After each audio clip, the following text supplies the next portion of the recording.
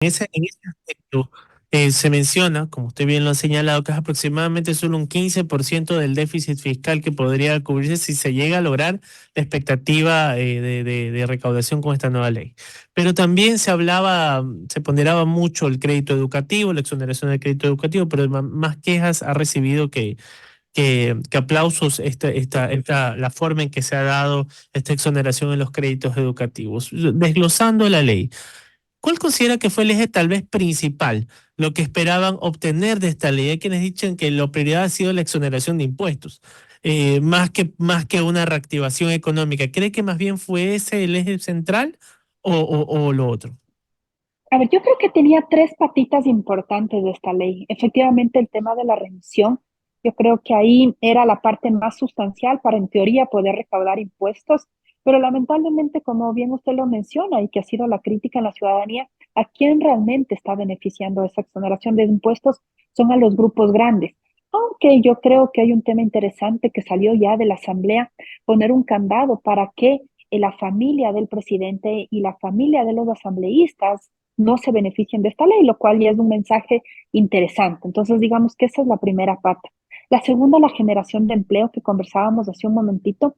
Y la tercera línea, también todo este tema de las zonas francas, cómo se podía generar en teoría más beneficios también para contratar más gente en las zonas francas.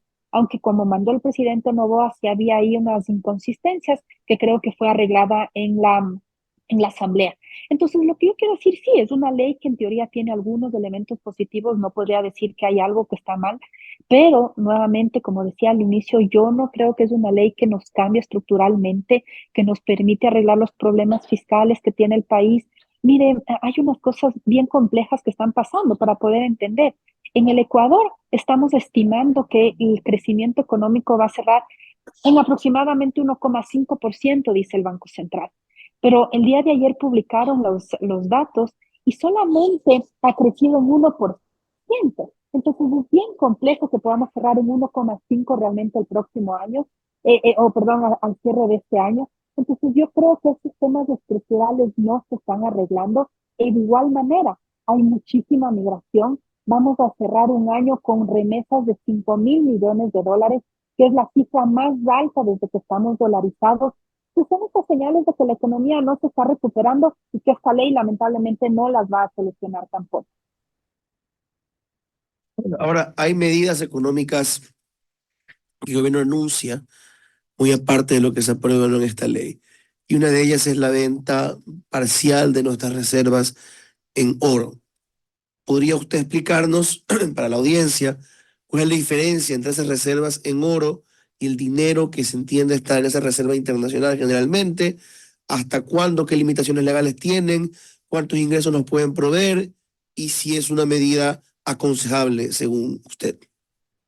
Gracias, creo que es una pregunta súper importante y empezaría primero explicando qué son las reservas internacionales. Entonces, la reserva internacional no es otra cosa que la liquidez que yo tengo en la economía.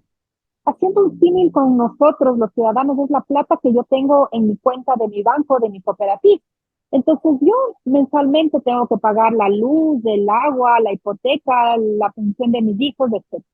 Si yo no tengo esa reserva, entonces o no tengo esos recursos, empiezo a quedar mal alguno de, no sé, a la escuela, a la hipoteca o lo que sea. Igualito sucede con la reserva internacional. Entonces, todos esos recursos, el Banco Central utiliza ¿para qué? Para importar combustibles, para pagar deuda, para traer la plata, ¿no es cierto?, que tenemos todos en la billetera, etc. Entonces, dentro de esa reserva que maneja el Banco Central, yo tengo algunos activos y dentro de estos activos puede ser como podría tener una familia, ¿no es cierto? Tengo mi casa, tengo mis joyas de oro en mi casa, tengo, ¿no es cierto?, efectivo, etcétera. Igualito lo tiene el Banco Central, entonces tiene cuenta de bancos, tiene también el oro, efectivamente, y algunos otros temas. Entonces, ¿qué pasa con esto? Y técnicamente creo que es importante, no se están usando la Reserva Internacional, lo que yo haría es una recomposición de activos. Entonces, vendo la parte de oro, es como que si yo vendo las joyas, ¿no es cierto? Voy a Montepío del IES, vendo o empeño, lo que sea, y me dan que efectivo. Entonces, ahora en la cuenta efectivo del Banco Central, yo tendría esa plata.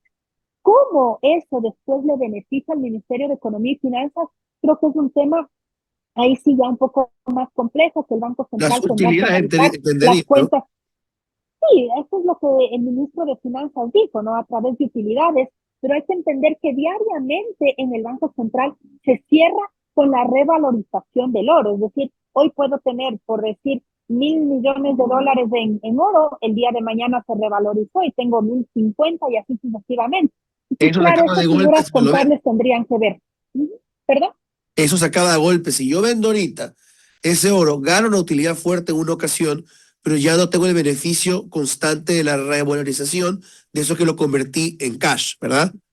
Exactamente, entonces digamos, ese activo que últimamente los países han optado por utilizar mucho, es decir, comprar mucho oro para poder justamente ir aumentando esas reservas, claro, el Ecuador ya perdería. Cuando yo estuve al frente del Banco Central, justamente hicimos un impulso muy fuerte para comprar oro a los pequeños mineros, incluso hicimos un proceso de monetización del oro que no se había hecho hace muchos años en el Ecuador, que permitió subir esas reservas.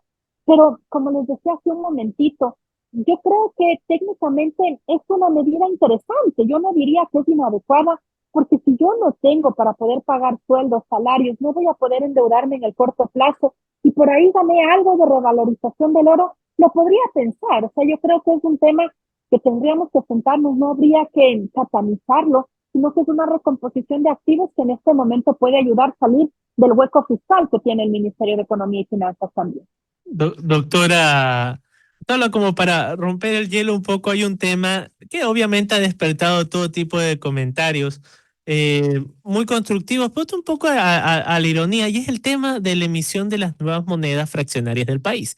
Los nuevos diseños importantísimos por la representatividad que van a tener, pero siempre se habla del debate de las nuevas monedas fraccionarias. ¿Son de curso legal? ¿No son del curso legal? ¿Las han calificado de fichitas? Otros de que es una legítima moneda fraccionaria para el país o una solución ingeniosa que encontró el Ecuador en el tema de la dolarización. Esto se ha comentado también en Argentina, obviamente, sí, porque desean seguir nuestro ejemplo. Pero, ¿cuál es la interpretación que da a todo este debate que se ha generado alrededor de las nuevas monedas fraccionarias? A ver, igual, y perdón que comente que mi experiencia en el Banco Central, justamente esa emisión de monedas nace a partir de la necesidad que nosotros, y digo nosotros cuando estoy al frente del Banco Central, de poder tener más monedas fraccionarias. Entonces, en el año 2020 ya se autorizó este tema, pero claro, es un proceso largo, no se podía hacer de un año para otro, y las actuales autoridades ya lo lanzaron esta semana. Sinceramente, yo creo que es un tema súper importante porque no tenemos en el Ecuador la capacidad de tener suficiente efectivo, suficiente fraccionario. Yo recuerdo haber recorrido el Ecuador y cuando íbamos a ciudades pequeñas decía, no tenemos suficiente fraccionario y eso lo que puede generar también a veces es un incremento de los precios. No te puedo dar 10, 20 centavos de vuelto, te subo y todo cuesta $1 para poder redondear. Entonces yo creo que, como ustedes lo decían, dos cosas, son fichas porque en ningún otro país yo puedo utilizar, no puedo ir a cambiar a otro banco central que me digan, oye, te cambio estas fichas por euros, por libras, por otras monedas. No hay comas, son fichas aquí en el Ecuador que las utilizamos, pero que también ha sido una medida súper ingeniosa para justamente tratar de dar a la ciudadanía una solución, dado que no tenemos el suficiente efectivo, el suficiente fraccionamiento o la moneda fraccionaria. Entonces yo creo que es una medida súper interesante, que bueno que el Banco Central más bien lo haya sacado y creo que eso va a ayudar también para tener esta facilidad de tener estas monedas en el Ecuador también. Así es. Muchas gracias, doctor Artola, por habernos acompañado en la mañana en RTP en esta interesante conversación. A ustedes, muchísimas gracias por la invitación. Que tengan un excelente día.